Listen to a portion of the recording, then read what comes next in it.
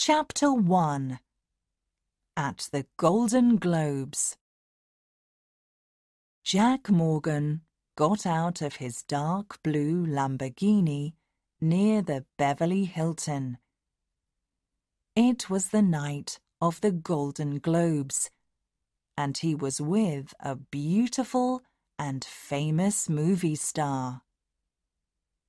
He helped Guinevere Scott Evans out of the car, and she held his hand hard. Guinevere trusted Jack, and she trusted his company, Private. Everyone trusted Private. It was the best. But then, Jack's oldest friend, Andy Cushman, called him. Andy spoke quickly. "Jack, come to my house now! I need you!" "It's not a good time. What's wrong?" asked Jack. "It's Shelby. She's dead," said Andy. Shelby and Andy married 6 months ago. Guinevere was not happy, but Jack took her to her table. Then he was on the road to Andy's house in Bluffs. He stopped near the open front door, took out his gun, and went in. "Andy!" shouted Jack. "Jack! I'm in the bedroom!" Jack went through the house, his gun in his hand. In the bedroom, there were clothes everywhere. Shelby was on the bed, with blood on her head. "What happened?" asked Jack. Andy was near Shelby, his head in his hands. "Someone shot her. Please, find him." Jack took photos of everything in the room. "Did you call the police?" he asked. "No, I wanted you here," said Andy. "Do you have a gun?" asked Jack. "No," said Andy. "Okay, you must understand. The police will want to talk to you. They always want it to be easy. They will think, a woman is dead. Did her husband kill her? But I can help," said Jack. He called the police and waited for them to arrive. Chapter 2 A Young Woman Dies. Justine worked with Jack at Private. People trusted her too. Tonight, she was in an expensive Italian restaurant. Then, the chief of police called her. "Another young woman is dead," Justine told her friend. "I must go." In 2 years, 11 young women in Los Angeles were dead. Now it was 12. The killer always took something from the women: hair, a necklace, clothes. Then the killer emailed the chief of police and told him about the women's things. Nobody knew where the emails came from, but the emails all had the same name: steam cleaner. The police found the women's things, but they could not find steam cleaner. The police wanted Justine and Private to help them find the killer. Emilio Cruz, from Private, stopped his Mercedes at the restaurant door, and Justine got in. "What do you know about this girl?" asked Justine. "Her name is Connie Yu. She was 16 and very intelligent," said Emilio. "She was on the ground behind a restaurant. There was an earring in her left ear. There was no right ear." Emilio stopped in a small, dark street near some police cars. They walked past the police and spoke to the doctor. "We'll get an email about the ear in a day or two," Emilio said. At 2 a.m., Justine and Emilio were at Private's offices. They talked to Cy, Private's forensic expert. "We have the woman's bag and cell phone," said Justine.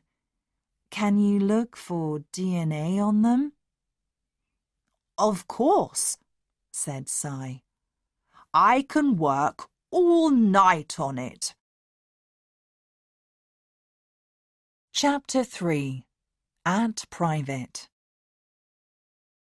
The next morning, Justine, Emilio, Cy, and Mobot, the computer expert, were in the office. Jack opened his laptop and showed them the photos from Andy's bedroom. "Look at these," he said. "I can't see anything important. Can you?" "Did the killer take anything from the house?" asked Justine.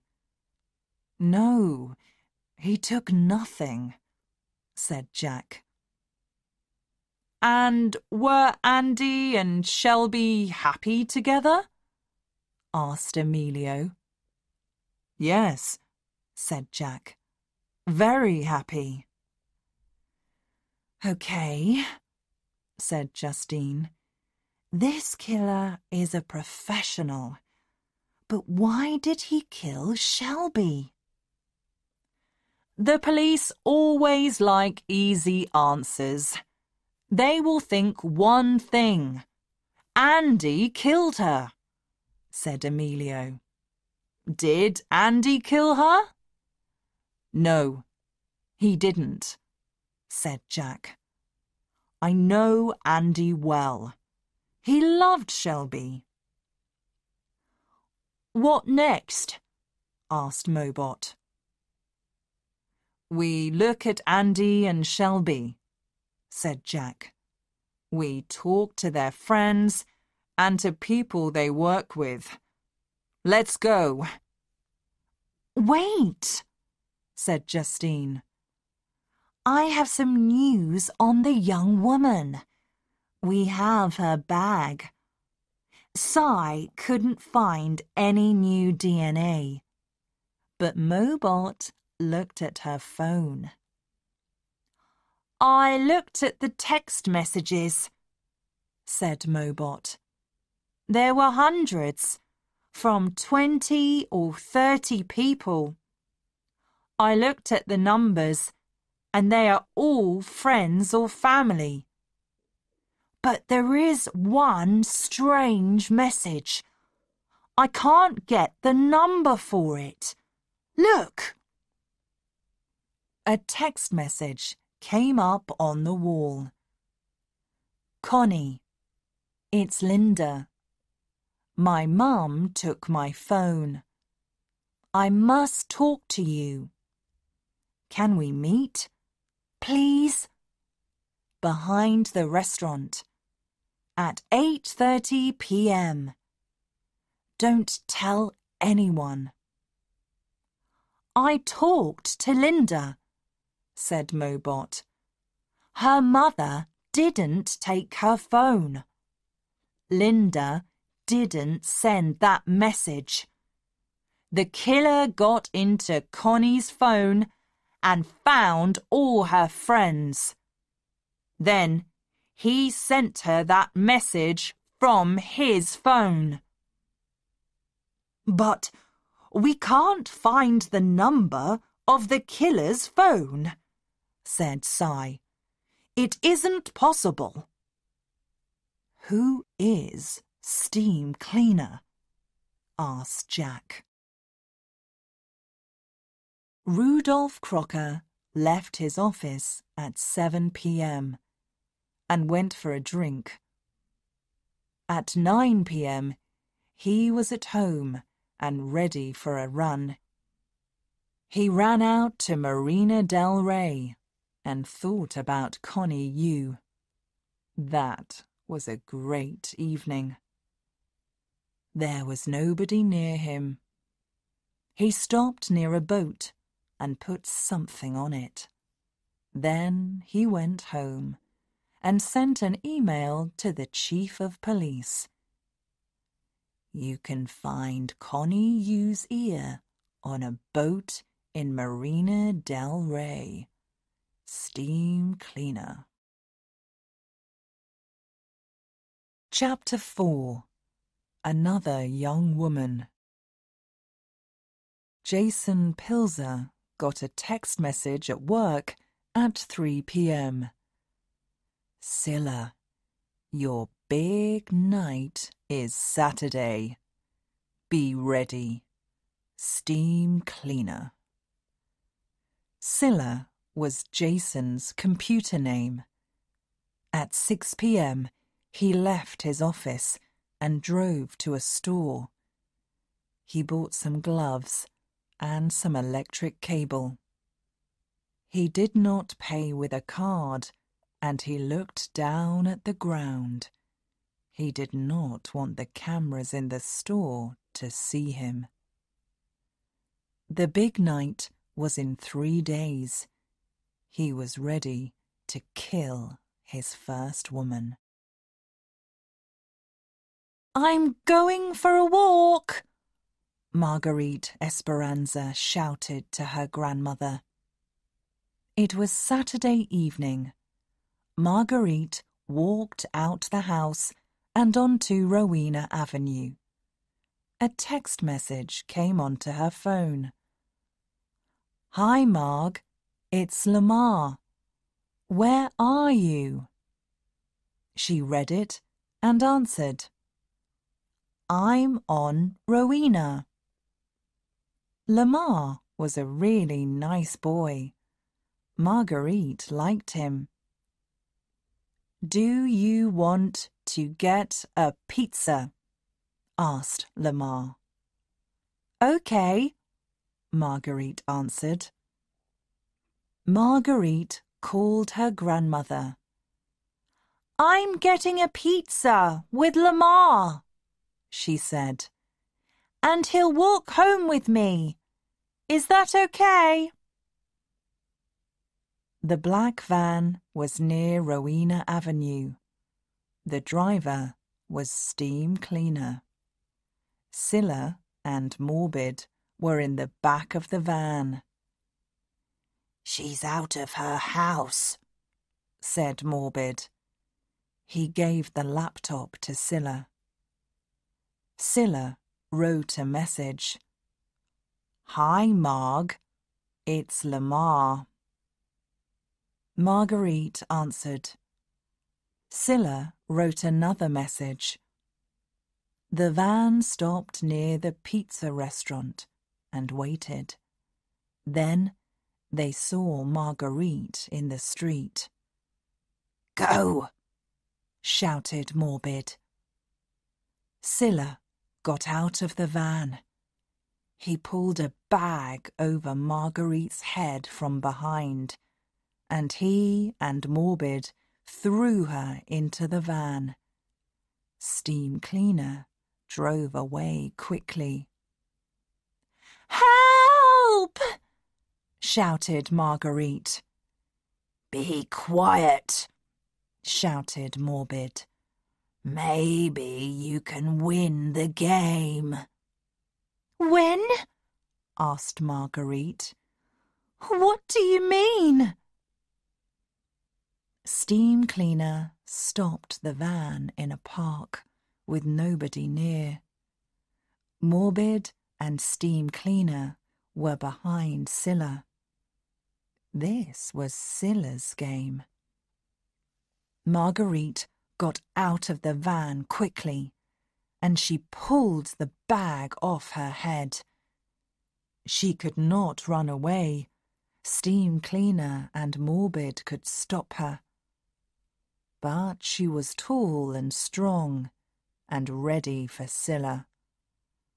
Her hand flew out and hit him on the nose.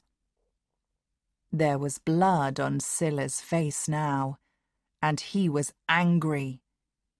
He ran at her, but she kicked him hard in the stomach, and then she kicked him again. Steam Cleaner looked at Morbid. "She's too good for Cilla," he said. He took out a gun and shot Marguerite in the head. Then Cilla put on the gloves and put the cable around the dead woman's neck. He took her shoes and put them in the van. "That wasn't good," said Steam Cleaner to Cilla. "But maybe you'll win the next game." Chapter 5. Cilla's next game. Justine met Police Lieutenant Nora Cronin in the park at 4 a.m. on Sunday. "The Chief of Police is here," said Nora. "He wants to talk to you." The chief was with 3 police officers near Marguerite's body. Justine walked up to him. "It's good to see you," he said. "We need your help. 13 women are dead. And look! Somebody shot her dead. So why is there cable around her neck?" "It's very strange," said Justine. "And where's her handbag?"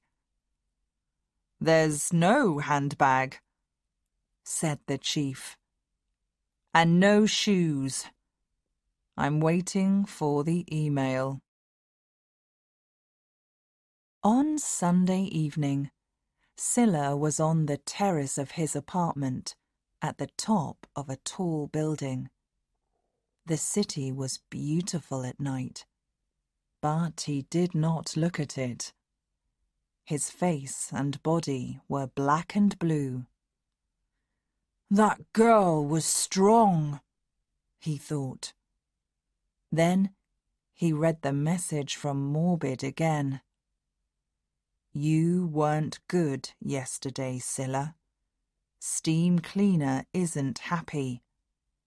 But you can play again tonight.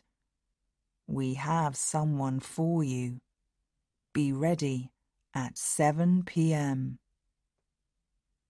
Morbid and Steam Cleaner were at the door now, and Cilla went to open it. "How's the nose?" asked Morbid. "Okay," said Cilla. "Do you want a drink?" "No," said Steam Cleaner. "Let's go on the terrace. I want to show you something." The 3 men walked onto the terrace and looked down at the city. Then Steam Cleaner turned to Cilla. "You think you can play again?" he asked. "You can, but you're playing with us." Steam Cleaner took Cilla's legs, and Morbid took his arms, and they threw him over the terrace wall. Justine and Jack were at private with Mobot. They talked about Marguerite. "The killer sent an email," said Justine, "and we found her shoes. Cy is looking at them now, but they're probably clean." "The killer is using a van to look for the young women, I think," said Mobot. "He has a laptop and a radio in the van, and he can send messages to the women's cell phones. He can stop messages to their phones from other people too. And maybe he can find them in the street from their phones." "Is that possible?" asked Jack. "I don't know. I'll ask Cy about it," said Mobot. "His friend, Kit Kat, knows about cell phones." "I remembered something important," said Justine. "Someone killed a woman about 5 years ago in the same street as Connie Yu. Her name was Wendy Borman. The killer took her phone and her necklace." "5 years ago?" said Jack. "Maybe it's not 13 women. Maybe it's more. We have work to do." Chapter 6. An angry husband can kill. On Monday morning, Andy was at private. Jack had something to tell him. "I can't sleep," Andy said.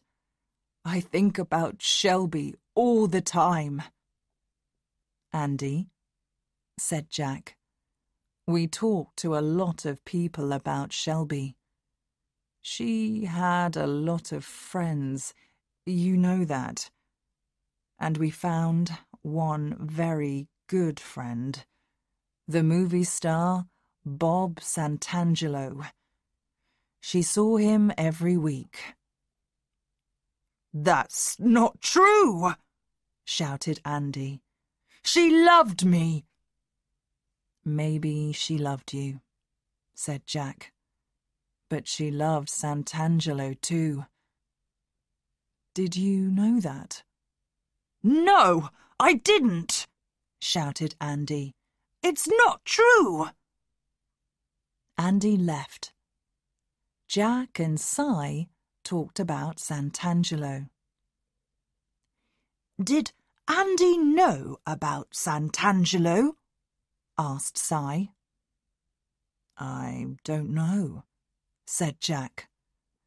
"An angry husband can kill, you know," said Cy. "I know, Cy," said Jack. "But Andy's a good man, and he's my friend.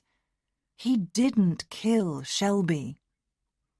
"I understand.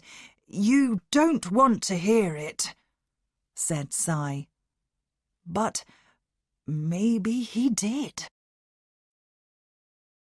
Justine was at the police station with Lieutenant Nora Cronin. "I looked on the internet," said Justine. "But can you tell me more about Wendy Borman?" "One thing isn't on the internet," said Nora. "An 11-year-old girl called Christine Castilla saw something. She and her mother were in a coffee shop on Melrose Avenue. Christine saw 2 boys push Wendy into a van. Her mother didn't see anything, and Christine didn't see a lot. The boys were white, One had a long nose and big ears. The other had long hair. But Christine is 16 now, said Justine. We need to talk to her again. Chapter 7. Help from Cy's Friends.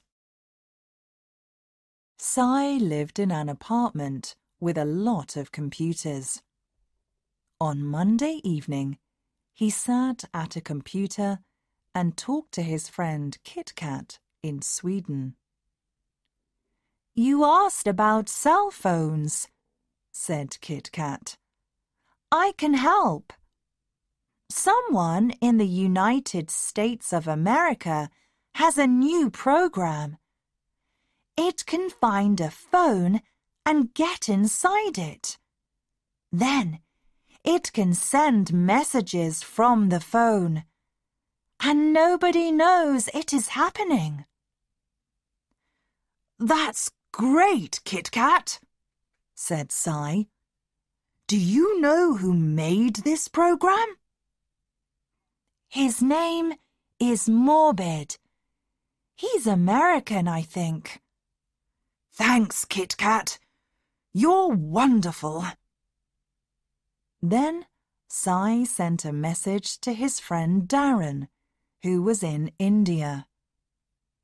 Darren played games on computers. Do you know a player called Morbid? Yes. I saw a message from a player called Cillas about Morbid on Saturday. What did he say? He said, I'm playing a new game with Morbid. Then there was a message from Morbid the next day. Cillas can fly. He flew off his terrace. Flying is easy, but the streets are hard. Cy looked on the internet. On Sunday, a man fell off a terrace in Los Angeles and died. His name was Jason Pilzer. Was that Cillas? Cy thought. Cy met Jack in a coffee shop early on Tuesday morning.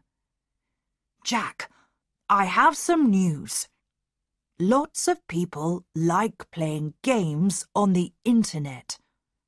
In some of these games, you kill people, but you're playing. It's a game. I think some men in Los Angeles are playing a game, but they are really killing people. Not on the computer, but on the streets. Who are these men? Asked Jack. One man was Jason Pilzer. His computer name was Cillas. Another man is Morbid. Cillas died on Sunday night. The police say he fell off his terrace. But maybe someone pushed him. Let's go to his apartment, said Jack. Jack and Cy met Nora at the apartment building, and they went up together. There was not anything interesting in the living room, but in the bedroom were a laptop and a cell phone. I'll take the computer back to Mobot, said Cy. But I'll look at the phone now. He started to read the text messages. Jack, look at this. Cy gave the phone to Jack. It's tonight, Cillas. You're the killer. Steam Cleaner. It's from Steam Cleaner, said Jack. He's working in a group. Chapter 8. They're going to kill again. Justine took the police photos of Wendy Borman's body to the office at Private. She also took a bag of Wendy's clothes. Cy can look at those, she thought. There may be DNA on them. Justine looked at the photos of Wendy, dead, behind the restaurant. 5 years ago, the police found Wendy's bag next to her, but her necklace was not there. Wendy always wore the necklace, and Justine found a photo of it. It had a star on it. Then she went to find Christine Castilla in school. Justine found Christine in the school restaurant.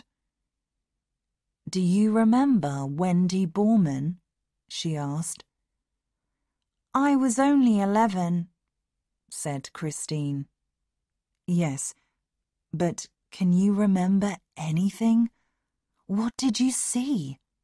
asked Justine. "A van stopped, and 2 boys got out and pushed a girl into the back. Then they drove away. It was very quick," said Christine. "And you saw the driver?" said Justine. "He had a long nose and big ears," said Christine. "And the van?" said Justine. "It was black. I remember a word on it. Gateway," said Christine. Gateway? This was new. Gateway was an expensive school in Santa Monica. "Thank you, Christine," said Justine. Cy worked for hours on Wendy Borman's clothes. He looked for DNA, and he found it, from 2 different men. "Yes!" he said. He heard someone at the door, and Mobot ran into his office. "Cy, they are going to kill again! This week! I looked at Jason's computer. There were thousands of messages, and I read them all. Look at this one." Morbid, Cilla. Here's the next woman. She lives in Silver Lake, and her name is Graziella. Steam cleaner. There was a photo of a young woman. "I'll call Jack," said Cy. Chapter 9. Help from Carmen Noccia. On Tuesday afternoon, Jack was in his office with Emilio. They knew something about the young women's killers now, but nothing about Shelby's. "Andy isn't a killer," Jack said. "Shelby's killer was a professional. There was no DNA, no gun, nothing. We need to talk to Carmen Noccia in Las Vegas." Carmine and his family knew every professional killer from California to Florida. Jack did not often work with men like Carmine. But once, Carmine asked for Private's help. His daughter ran away, and he wanted her back. Jack found her. Carmine never forgot a friend. "We'll fly to Las Vegas," Jack said. Carmine was very rich, and his home was in a park, half an hour from the airport. 2 big men came to meet Jack and Emilio at the door and took their guns from them. Carmine was in the sitting room. "Good to see you, Jack," said Carmine. "I need your help," said Jack. "Jack, you helped me, and I'll help you. But don't ask again," said Carmine. "Someone killed my friend, Shelby Cushman, in Los Angeles, a professional. Who was the killer? Do you know?" said Jack. "I don't know, but I can ask. I'll call you when I know," said Carmine. The call from Carmine came late at night. He only said 2 words: Beau Montgomery. Jack called Emilio early Wednesday morning. Emilio said he knew Beau Montgomery. Beau was a professional killer, and he lived on a horse farm in the Agora Hills. Jack and Emilio drove there fast. They stopped near the farmhouse. A door opened slowly, and a man came out. He had a big dog, and in his arms was an AK-47. "What do you want?" he asked. "I'm Jack Morgan, from Private. I'm working for Andy Cushman. Someone killed his wife, Shelby. Who paid for that?" Beau Montgomery thought for a minute, and then spoke slowly. "I don't know Shelby Cushman. I don't know any women in Bluffs." Then he wrote a name on the ground with the end of his gun. Jack looked at the name, and then Beau kicked it away. "Goodbye, Mr. Morgan," he said, "and please drive slowly. The horses get frightened." Chapter 10. DNA. Christine Castilla wanted to meet Justine again on Wednesday after school. "Let's go to the coffee shop on Melrose Avenue," said Christine. "I'll remember better there about the boys and the van." "Great," said Justine. The coffee shop was the same as 5 years before. "My mum and I sat here," said Christine. She went to a table near the window. Justine had yearbooks for 3 years from Gateway School, with photos of all the students. She put them on the table. "Can you look at these? Maybe one of the boys is there." Christine turned the pages of the yearbooks. She stopped and looked at a photo of a group of boys. "That's him," she said. She showed Justine. The boy had a long nose and big ears. Justine looked at the name under the photo. Rudolph Crocker. "Great job, Christine," she said. She opened her laptop and looked for Rudolph Crocker. There were 2 in Los Angeles. The first was 66 years old. The second worked for a small company on Wilshire Boulevard, and there was a photo of him. It was the boy, 5 years older. Now, Justine needed his DNA. Justine went to see Nora Cronin at the police station. "We have DNA from Wendy Borman's clothes," she told her. It's from 2 men, but we don't know them. But I talked to Christine Castilla. We looked at some photos, and she saw this boy. He pushed Wendy Borman into the van. Look! She showed Nora a photo on her computer. His name is Rudolph Crocker. He's 23 now, and he lives and works in Los Angeles. Maybe this is steam cleaner. And you want his DNA? Said Nora. Yes. Can you help me? Said Justine. Nora and Justine stopped their car near Crocker's apartment building. They watched and waited. Crocker left the apartment at 6 p.m. and went for a run.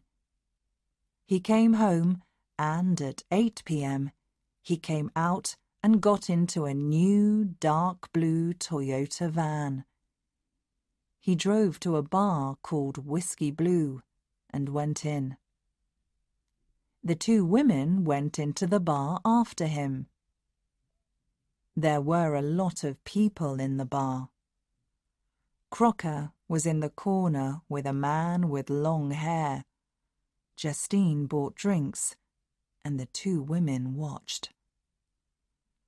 Half an hour later, the men finished their drinks and left. Nora and Justine quickly went to the men's table and took the glasses. In the car, Justine called Cy. "Can you meet us at private in 20 minutes?"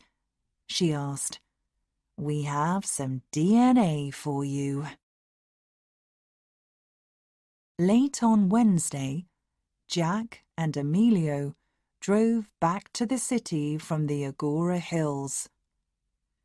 Jack left Emilio at his apartment and went to see Andy Cushman. "Jack, why are you here now? It's 1 a.m. You look tired," said Andy. "I am tired," said Jack. "Today I drove to the Agora Hills." "How much did you pay Beau Montgomery to kill Shelby?" Andy started to cry. "You don't understand, Jack," he said. "She was with another man, that movie star. I couldn't live with that." Jack did not speak. He hit Andy in the face 3 times and left. Chapter 11. A Dark Blue Van. The next morning, Cy had news for Justine and Nora about the DNA. "I have DNA from one of the glasses," he said. "Not Crocker's glass, the other man's. It's the same as the DNA on Wendy Borman's clothes." "Who is this other man?" asked Justine. "We don't know him. Is it morbid?" "Maybe. And what did you get from Crocker's glass?" Nora asked Cy. "I couldn't get DNA from Crocker's glass. It was too dirty," said Cy. Justine looked at Nora. "What now?" she asked. "We must find Crocker," said Nora.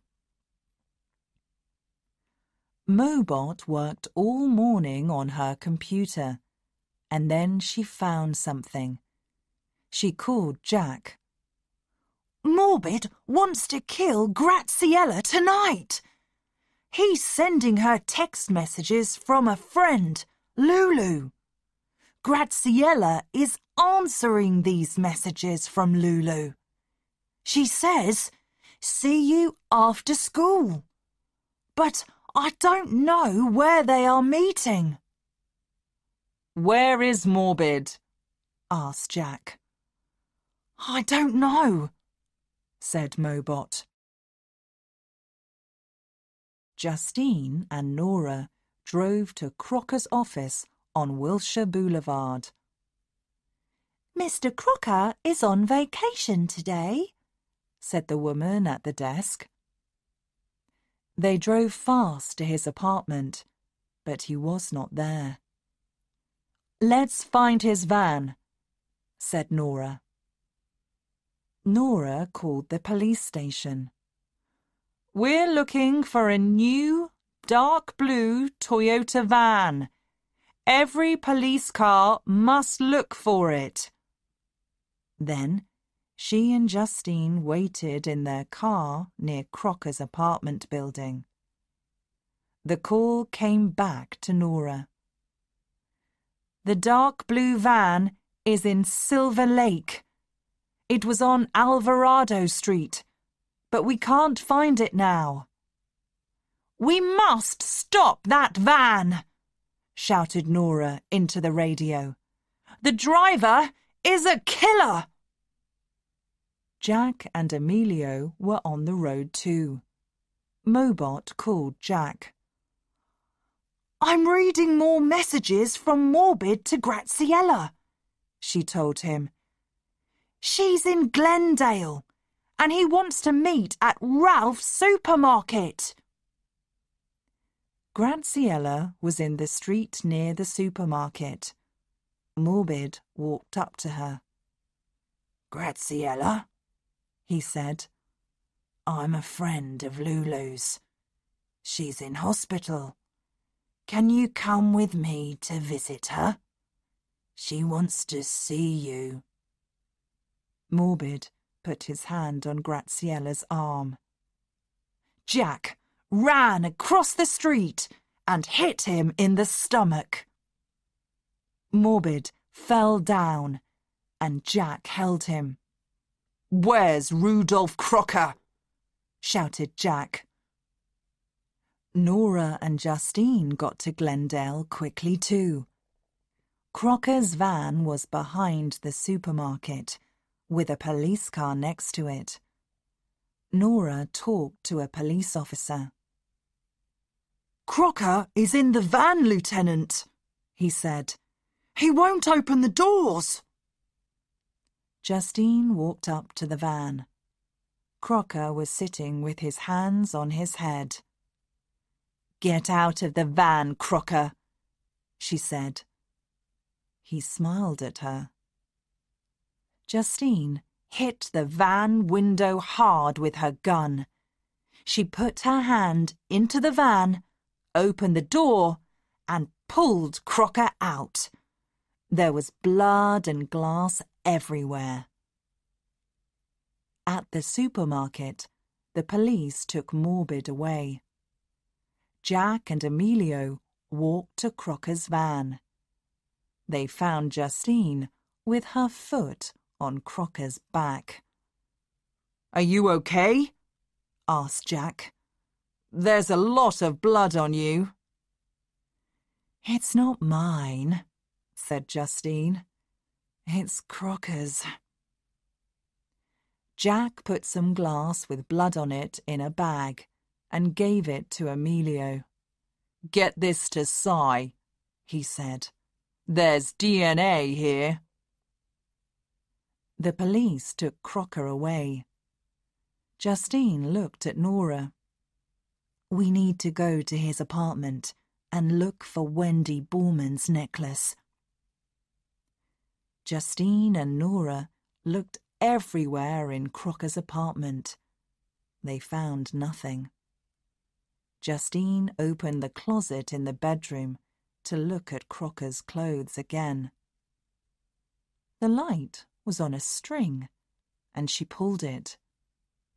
She looked at the end of the string in her hand. It was the star from Wendy's necklace. "We've caught them, Justine," said Jack. back at Private. "Si looked at the DNA from Crocker's blood. It's the same as the DNA from Wendy's clothes." The next morning, Jack's phone woke him early. "Jack, it's Carmine Noccia. I have some bad news for you. Your friend, Andy Cushman, is dead. His car went off the road near Marin, and it went into the ocean." "Did anybody see Andy's car go into the ocean?" said Jack.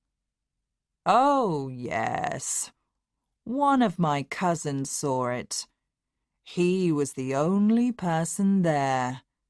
Have a good day," said Carmine. Jack looked at his phone for a minute and thought, Carmine's cousin killed Andy. Then he turned and threw it out of the window. It was time for a new phone and a new phone number.